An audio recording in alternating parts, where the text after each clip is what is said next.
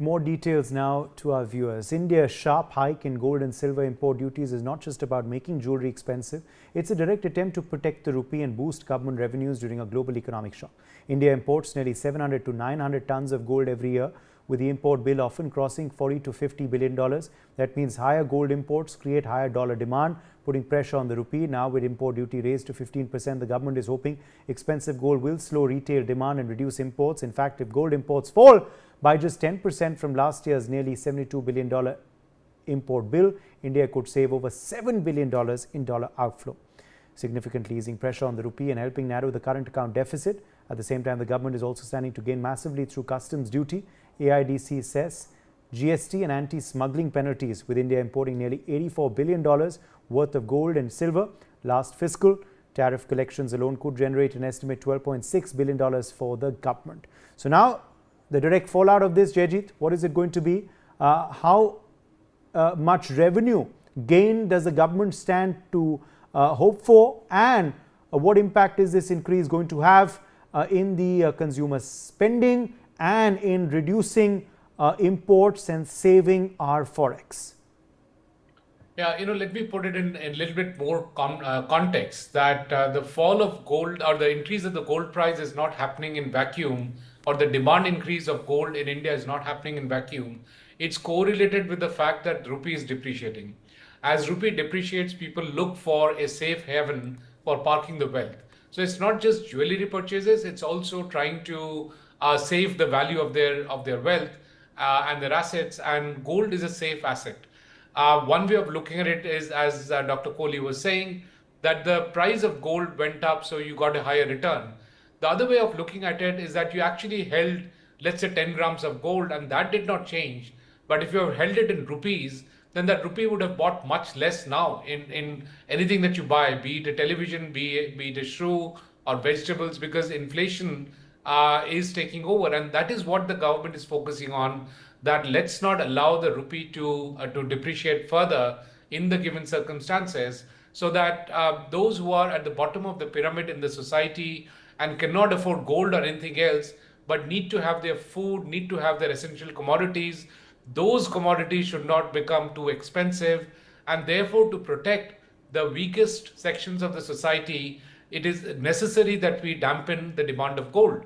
Now, as the numbers that you rattled out, which is, if there is a 10% reduction in the gold demand, there will be $7 billion savings. And that's just the tip of the iceberg. The savings could go much further up if the government is able to reduce the demand by a larger amount. Having said that, there will be some amount of demand which will be inelastic, which will not go down, which is related to the industries. As again, Dr. Kohli was mentioning, there's a lot of electronics imports. Why is it that the government is not working towards dampening the need for electronic components? Because these components go into industrial use and then they go back into exports.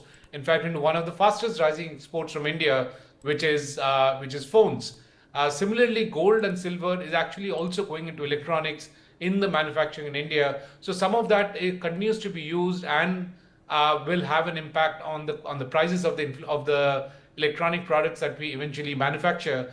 But a large amount of the gold is going back into jewelry, and therefore, if the government is successful, either through an appeal which the Prime Minister made, or through putting in an increased duty on these imports, if they can reduce the import quantum, then that will have a very, very significant impact on soothing the economy.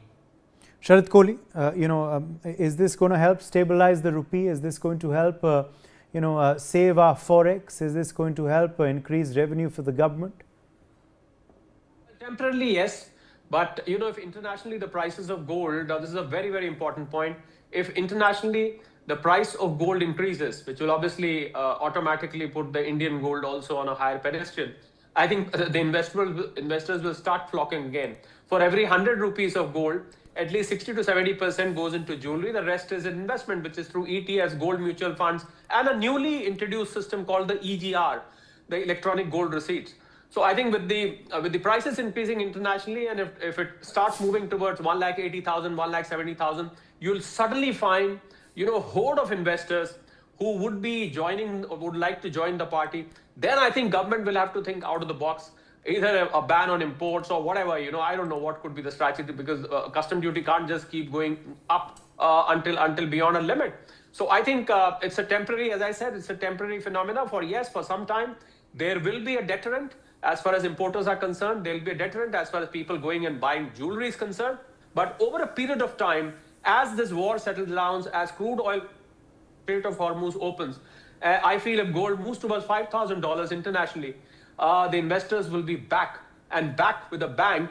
You see, a very classic example of this is that investors don't mind the price. What matters to them is the profit. In stock markets, there is a share which is for 1,000 rupees, and there's also a share which is for 40,000 rupees. Now, is it that people don't buy 40,000 rupees share? The answer is no. What they're looking for is the return. So if the return continues to be 10, 12% or 15% per annum, I think neither custom duty nor Prime Minister's appeal beyond a point will matter. All right. Appreciate our guests joining us with their perspectives on this big story. Some breaking news coming in this hour in the ongoing